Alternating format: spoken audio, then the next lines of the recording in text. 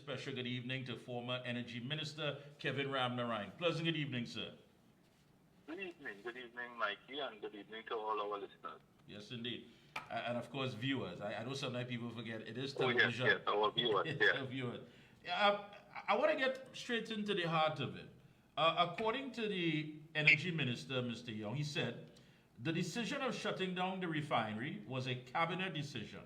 It is also an irrefutable fact that the shutting down of the refinery and the restructuring of Petrotrin's operations averted a major economic crisis for the Treasury and the country at large. So basically, it was no longer an asset, it had become a liability, and it was putting some economic strain on the Treasury. And the words that are used is never that of shutting down, but just a matter of restructuring. Well, restructuring is now the new way to describe what happened in 2018 for them.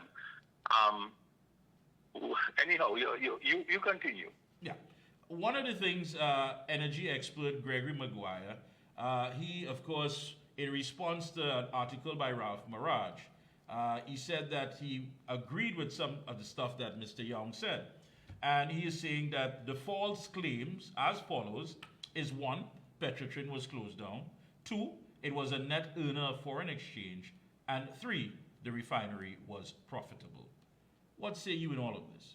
Well, I don't know I think what Mr. Maguire should do is to provide evidential basis and to cite some numbers, right? Because anybody could say anything. I haven't read what he said, but I'm hoping that he was able to cite financial reports and dates and so on. Because we have a habit in this country of just speaking, right? What I would say is this. Any assessment of Petrotrin and what happened in 2018 has to begin in 2006. And the reason for that is that, you remember there was a time Dr. Rowley went to Parliament, and these were the days when he was at loggerheads with Mr. Manning. And he made a statement in the Parliament, and he said that what was happening in Petrotrin, he opined on what was happening in Petrotrin in that period in time when he was estranged from the PNM. And of course, he talked about the spending and so on taking place in Petrotrin under Malcolm Jones, right? It's in one of those popular videos that circulate with Dr. Rowley and Mr. Manning. Anyhow, between 2006 and 2010, I checked the data, and I don't like to speak like, some people without figures. In 2006, the debt of Petrotrin was 1.93 billion Trinidad and Tobago dollars. Let me say it again. In 2006, Petrotrin's debt was 1.93 billion dollars, right? In 2010, by the time the government changed and we came into government, that debt had become $12.37 billion. An increase in the debt of Petrotrin by a factor of 6.4. Now, why was that? Well, there were good reasons for that. The then Petrotrin leadership had decided to go and pursue some projects. And in the main, there were three projects. These projects were a project called the Gasoline Optimization Program, or the GOP, the Gas to Liquids Program, or the GTL, which is now the subject of, infamy. And the third one is a project called the ULSD, or the Ultra Low Sulfur Diesel Project. The Ultra Low Sulfur Diesel Project never was mainly completed and was never able to start. The GTL project, the Gas to Liquids project, we know what happened to that, right?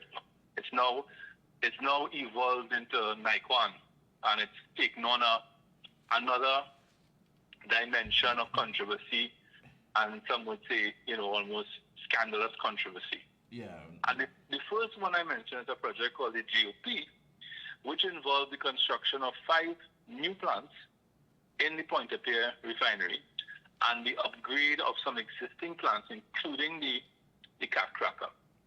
That project was completed in around 2014. It wasn't all completed in one shot, but it was completed really between 2010 and 2014. And I had gone on to the Hansard record on more than one occasion, and I had explained what we had inherited in 2010 in Petrotrin was akin to a runaway horse in regard to these projects.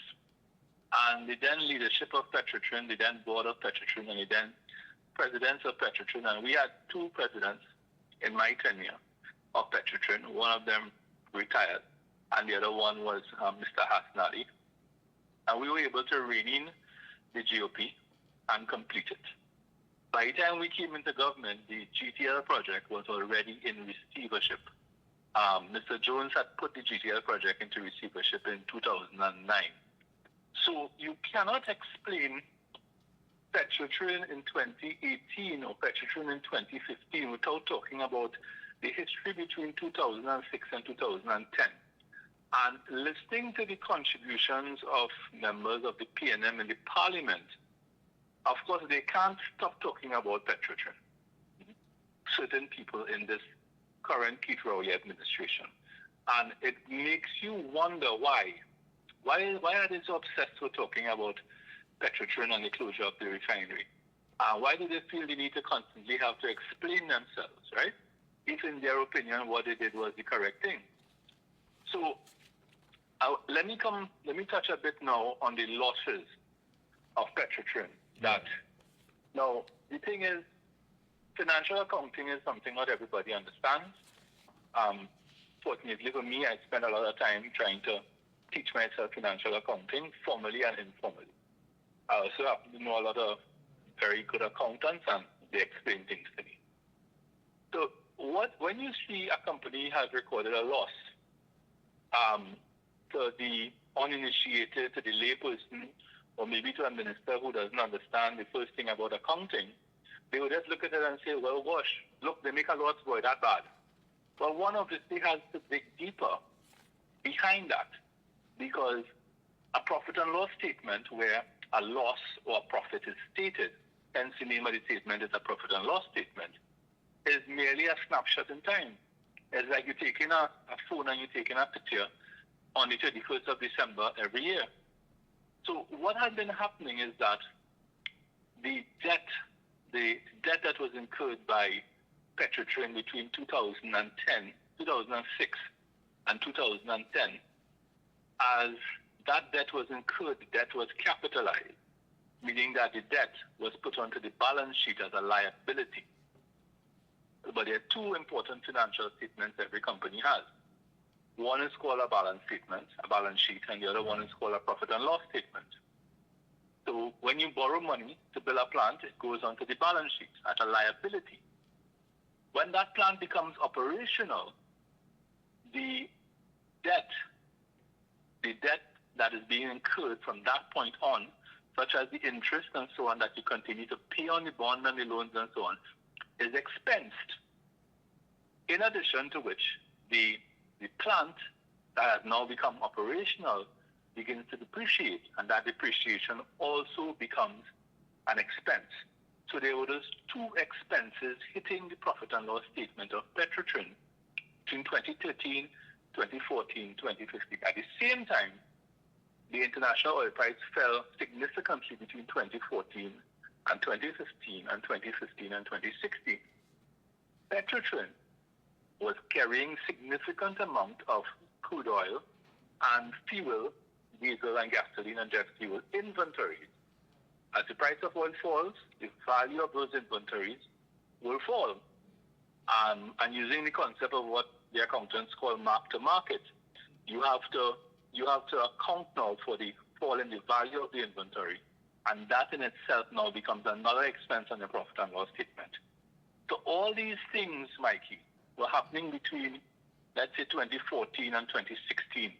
And that is why your profit and loss statement is, you cannot just look at it and say, they make a loss, the company doing bad, let's shut down the company. What was merely happening is that the balance sheet and the profit and loss statement were interacting and the debt was passing through. The debt was passing through the company, right? Oh. So that is I'm trying to find a simplified way to explain that to the layperson, but it is really, in my respectful view, the government misunderstanding the accounts, the finance, and the business model of the company. And the other thing that the government, I believe, misunderstood is the Lashley report, which I see the minister, and Mr. Lashley, just to mention, Mr. Selwyn Lashley is, in my respectful view, a distinguished public servant who served as my permanent secretary. And we had a great relationship. But he did this report for the Rowley administration on Petrotrin. And in that report, I'm sure you've heard, Mikey, the Prime Minister, saying that Petrotrin was losing money on refining a barrel of oil. Yeah. Petrotrin, now, when did that happen, Prime Minister? Could you tell us when it happened? And the answer is he probably can't. But in the Lashley report, they have, between like the period 2013, 2014, 2015, if you look at it, they had negative margins in the refinery. So again, Mikey, a person, the uninitiated, or maybe people who don't understand the energy sector, maybe people who live all their life in Port of Spain and don't know the difference between a rig and a fig, they would look at that and they say, man, look at that, negative margins, right? Yeah, because this was Mr. Amler, this was in 2017, but Cabinet appointed a team to conduct the review of the operation. And of course, I'm glad that the Minister of Energy has finally put on the record that it was the Cabinet that took the decision to shut the company down. So now we know where liability resides, right? Because things could change in Trinidad and Tobago. Yeah, but these three. But let me ask Mr. Ram, these three questions, because this is something that the average citizen would go about saying that, you know, it was closed down, when in fact they're saying it wasn't closed down, it was just restructured. And two, it was a net earner of foreign exchange. But let's go back to the Lashley report, if you don't mind, right? Oh, sure. So the Lashley report says there are negative margins. That's right. Right? And you know, as I said, the uninitiated would pull their hair out of their head and rip their shirts and say, oh my God, this is bad. What was happening between around 2012 and 2014, in that 3-year period, is that the refinery was doing a number of upgrades. Sorry, not upgrades, turnarounds. This is maintenance, right? That was overdue, that was not done in previous years. The Petrotrin board and management decided, I have gotten now a list of all these turnarounds. So what that meant is that the throughput, or the amount of crude that was being refined in the refinery fell, but the cost of the refinery stayed relatively much the same. We didn't send home anybody, right? We didn't really cut back on expenditure. So the refining margins fell in that period. And if you look at the end of the graph that Mr. Lashley produced in the report, you will see the refining margins becoming positive again. So much so that in 2016, the president of Petrotrin, then Mr. Fitzroy Harewood, went before a joint select committee of parliament and described the refinery as a bright spot, right? So one has to take all this one has to properly understand the financial accounts of Petrotrin between, I would say, 2006 and 2018. And I want to tell you, I am in the process of compiling all that, right? I have most of it already. And you will be able to break it down, of course, to the lowest common interest. The other thing is that one has to understand the accounts of the company. One has to understand the debt. And I gave an explanation of how the debt went up by a factor of 6.4 in the space of a 5-year period, which was to finance this GOP, GTL, and ultra-low sulfur diesel projects. Most of those projects, 2 of those projects failed. Right. And the other one, the GOP, well, of course, we spent $1.6 billion on the GOP. When I said we, the taxpayers of Trinidad and Tobago, $1.6 billion, and today the refinery, as you know, is turning into scrap metal, because the refinery has now been down for 6 years. And in that 6 years, Mikey, there's depreciation. So my question to the government is, did your decision to close down the refinery did you factor into that decision 6 years of depreciation? Because when you sell the refinery, if you sell the refinery tomorrow, the person buying the refinery is not going to give you what it was worth in 2018. Of course not. Right? They're going to give you what it's worth in 2024. And the government, I mean, there are rumors going around about who might be interested in the refinery.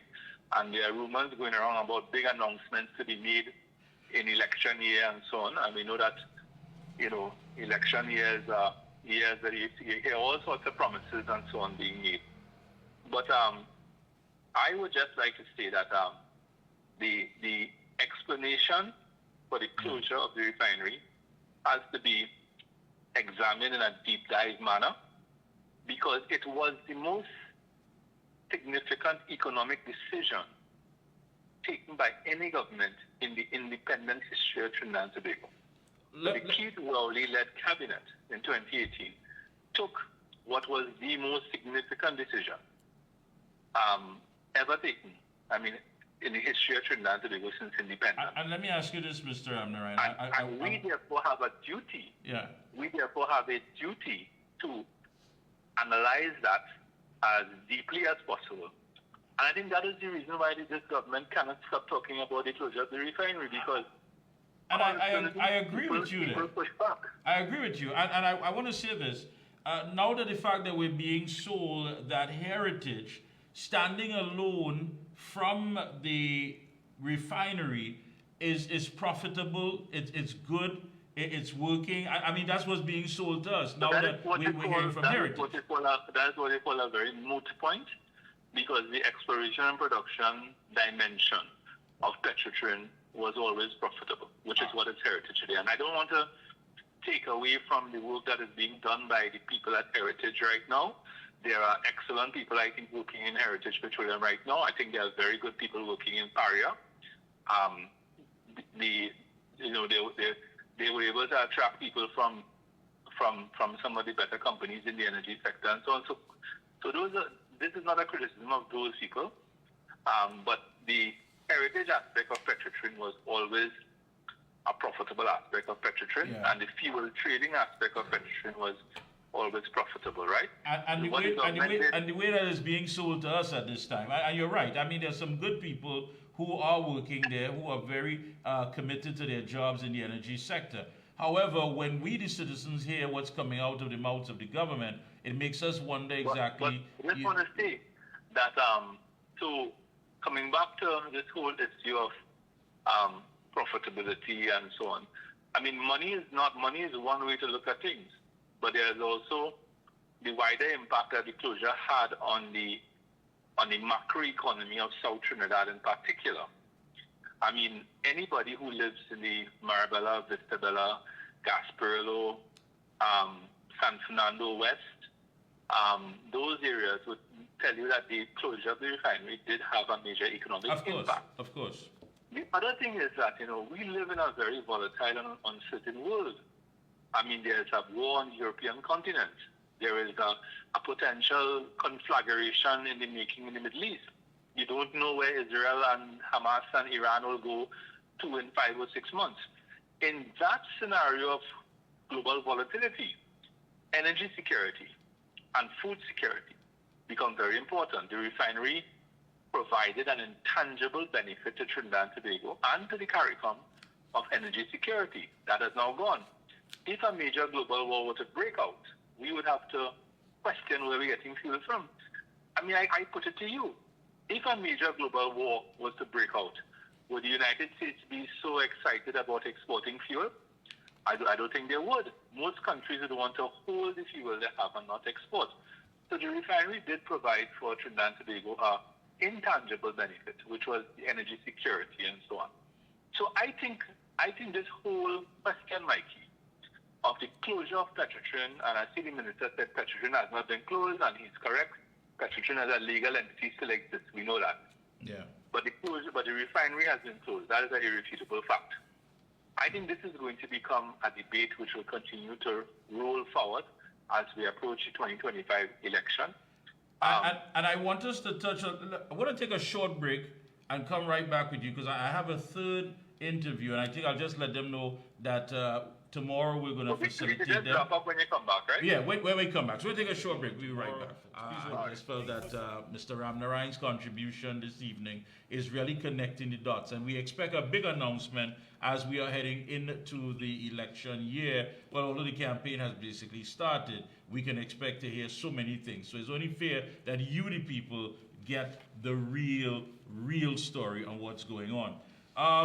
Mr. Ramnarine, in one of the articles, it said that not only did we avoid calls on the Treasury to make payments of the long and short-term U.S. dollar debt, but we also managed to secure refinancing of the U.S. $850 million debt. So that is actually what I wanted to end my contribution with, and we'll have more opportunities going forward to have more discussions.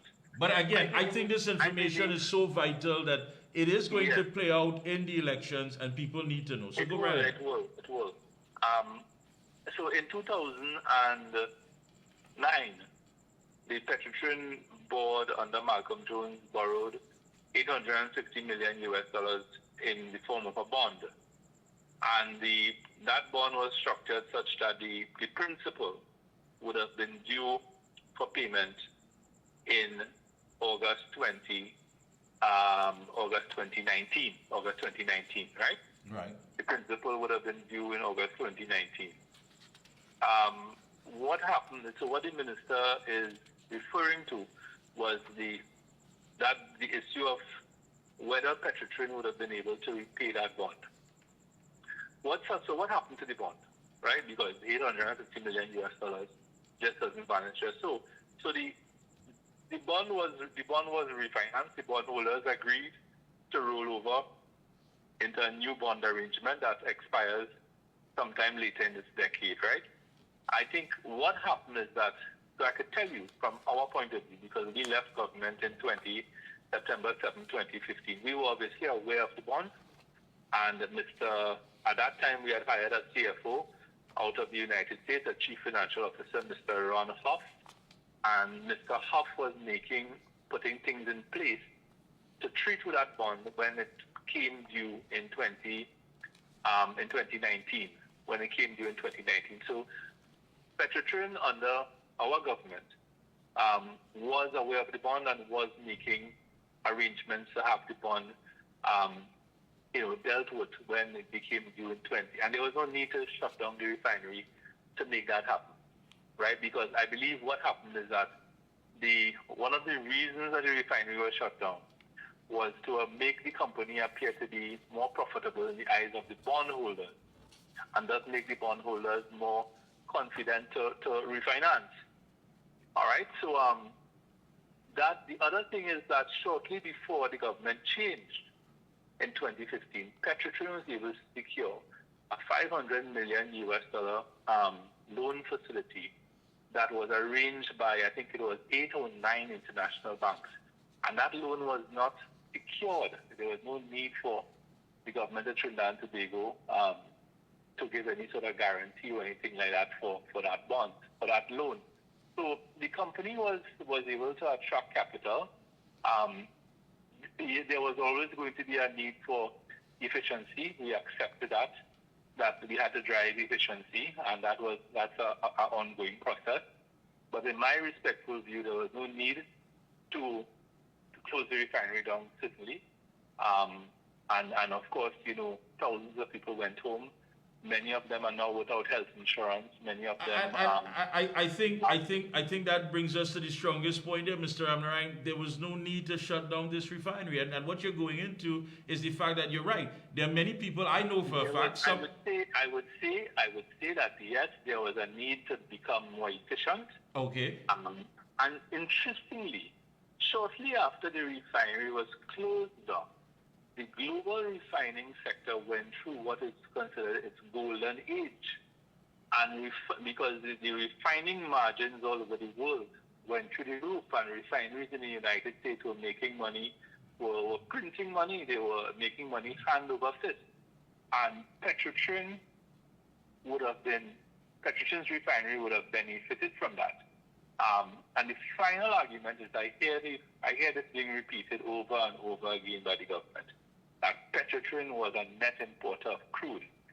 That had always been the case since going back as far as you could go back. The refineries that were set up in Trinidad were set up in the main to, yes, they will get some of their crude from Trinidad, but the majority of the crude would be crude which had to be imported into Trinidad. If you go back to the reports of the Ministry of Energy in 1962, the majority of oil coming into Pointe-a-Pierre and Point Fortin in 1962 was imported oil. So the argument that you close the refinery down because it's an importer of crude oil, it doesn't hold any water, right? And furthermore, when it comes to the economics of the company, Anthony Wilson had written an article which I sadly was trying to get shortly before I came here. I mean, but we have more time to discuss these things. Definitely. I like to be as accurate as possible. And I like to be as fair as possible, right? I don't think that there was any need to close the refinery down. I think there was... And that's my point. There may have been a need to drive efficiency in the refinery, and certainly that was happening. And remember that statement by Mr. Harewood in 2016 when he said the refinery was a bright spot. Yes. I mean, how could the president of Petrotrin go before the parliamentary subcommittee and say that the refinery was a bright spot and the refinery was doing well and the refinery performance was up? And it was because all the work that we had put in between 2013, 2014, 2015 was beginning to bear fruit, right? And then all that just went away. And the refinery, eventually was closed down. And what is tragic, Mikey, and the last thing I'll say, is that the taxpayers of Trinidad and Tobago spent $1.6 billion to upgrade that refinery, and that money is sadly now gone in the wind, right? Because the refinery sits there in Pointe-a-Pierre. I drive past it. You drive past it all the time, I'm sure. You drive past at night and you see it in darkness, and you remember the days that you would drive past that refinery. And the flame was there. Yeah. And the flames were there. I remember going to San Fernando to in my younger days when I would socialize and so on, going to San Fernando and coming back up the highway in the wee hours of the morning and seeing the flames and feeling very proud, And as well as you mentioned, as well as the amount of individuals who cannot get proper health care that was once working there as employees, and some have even called out to me, and I've spoken to them, and it's very sad and unfortunate what has happened there. And again, it has taken a big hit. The other thing which I mentioned in 2020 when I was I did give one address on the national campaign in 2020. I mentioned the whole issue of the pension plan, right? Because the Petrotrin pension plan is now, there's a lot of question marks around the viability of the pension plan. I don't have to tell you how many thousands of families have been affected. Depend on the viability of that pension plan. So we have a lot more to talk about. We have a lot to talk about, so true. And again, I want to thank you so much because I know this is going to play out in the upcoming elections, and I want people to get the real story as we connect the dots. So many families have been affected, so many former employees, and I want to thank you so much again. Thank you very much. To keep up the good work. Okay. Thank you so much.